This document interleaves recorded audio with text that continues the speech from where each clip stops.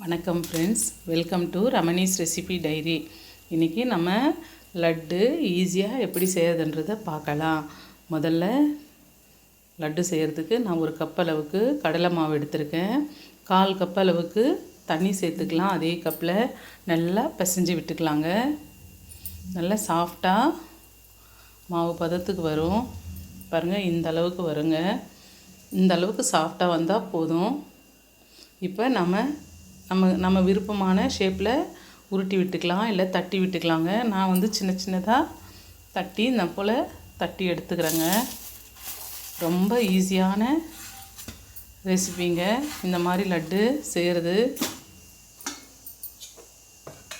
நம்ம வீட்லேயே குழந்தைகளுக்கு இனிப்பு கேட்கும்போது செய்து கொடுக்கலாங்க. இப்போ ஒரு வானல் வச்சுட்டு அடுப்பை பற்ற வச்சுக்கணுங்க. வானல் காஞ்சி வந்த உடனே எண்ணெய் சேர்த்துக்கிறேன். நான் கடலை எண்ணெய் சேர்த்துருக்கேங்க. நம்ம யூஸ்வலாக எந்த எண்ணெய் யூஸ் பண்ணுறோமோ அந்த எண்ணெய் சேர்த்துக்கலாம். இல்லை நெய் லட்டு செய்யணுன்னா நெய் சேர்த்தும் இது போல் பொரித்து எடுக்கலாங்க. எண்ணெய் நல்லா காஞ்சி வந்துடுச்சு. இப்போ நம்ம தட்டி வச்ச கடலை மாவு உருண்டைகளை சேர்த்துக்கலாங்க. சேர்த்துட்டு நல்லா கோல்டு கலரில் வந்தால் போதுங்க.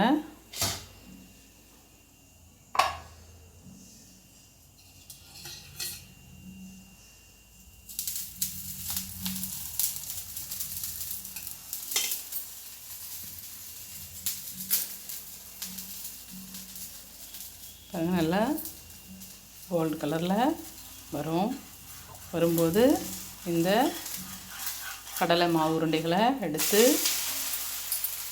ஒரு பிளேட்டில் மாற்றி எடுத்துக்கலாங்க. பாருங்கள், இந்த கலர் வந்த உடனே எடுத்துட்டு ஆற விட்டுக்கலாம். ஆற விட்டுட்டு ஒரு மிக்சர் ஜாரில் சேர்த்து பொடியாக அரைச்சி எடுத்துக்கலாம். நாம் பொடியாக வேணும்னாலும் அரைச்சி எடுத்துக்கலாம், பொடி லட்டாக செய்துக்கிறதுக்கு. இல்லை உதிரியாகவும் நம்ம மிக்சரில் போட்டு எடுத்துக்கலாங்க. நான் உதிரியாக எடுத்துருக்கேன். பாருங்கள், இந்த மாதிரி சிறு உருண்டைகளாக அந்த மாதிரி எடுத்திருக்கேன்.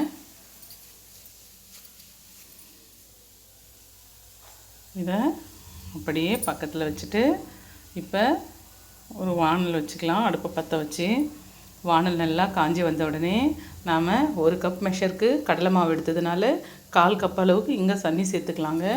தண்ணி சேர்த்துட்டு அதே கப் அளவுக்கு சர்க்கரை சேர்த்துக்கலாம். சுகர் நல்லா தூக்கலாக இருக்கணும்னா 1 கப் எடுத்துக்கலாங்க. இல்லைன்னா 3/4 கப் எடுத்துக்கிட்டால் கூட போதுமானது. நான் 1 கப் அளவுக்கு எடுத்திருக்கேன். அந்த தண்ணியில் நல்லா கலந்து விட்டுக்கலாங்க. நல்லா கொதித்து பொங்கி வருங்க இந்த சுகர் சிரப்பு. டீ கொஞ்சம் மிதமாக வச்சுட்டு செய்துக்கலாம். பாருங்கள், இந்த மாதிரி கொதித்து வரும்.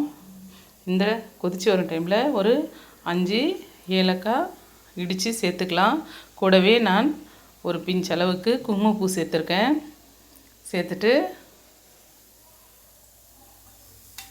நல்லா கலந்து விட்டுட்டு நம்ம பொடிச்சு வச்ச கடலை மாவு சேர்த்துக்கலாங்க. சேர்த்துட்டு ஒரு 2 இல்லைன்னா 3 மினிட்ஸு அப்படியே கலந்து விட்டுக்கலாம். நல்லா கலந்து கொஞ்சம் கெட்டி தன்மைக்கு வருங்க. அப்போது நம்ம ஸ்டவ் ஆஃப் செய்துக்கலாங்க. ஆஃப் செய்துட்டு ஒரு நெய் 1 ஸ்பூன் அளவுக்கு கூட சேர்த்துக்கலாம். நம்ம ஃப்ளேவருக்காக அந்த சூட்டுக்கே நல்லா உருகி வந்துடுங்க. இப்போ நல்லா கலந்து விட்டுட்டு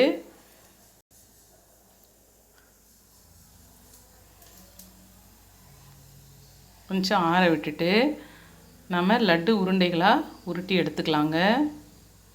ஈஸியான ரெசிபிங்க. இது போல் நம்ம வீட்டில் செய்து குழந்தைகளுக்கும் பெரியவங்களும் சாப்பிடலாம். ரொம்ப டேஸ்ட்டாக இருக்குங்க. நீங்கள் வீட்டில் ட்ரை பண்ணி பாருங்கள். இது கூட நம்ம முந்திரியும் வறுத்து சேர்த்துக்கலாம். ரொம்ப டேஸ்ட்டாக இருக்கும். ஆனால் நான் இங்கே சேர்க்கலை. நீங்கள் வீட்டில் ட்ரை பண்ணி பாருங்கள். உங்களுக்கு ரொம்ப பிடிச்சிருக்கும்னு நினைக்கிறேன். பிடிச்சிருந்தா லைக் பண்ணுங்கள், ஷேர் பண்ணுங்கள், மறக்காமல் பெல் பட்டனை கிளிக் பண்ணுங்கள். Thank you friends.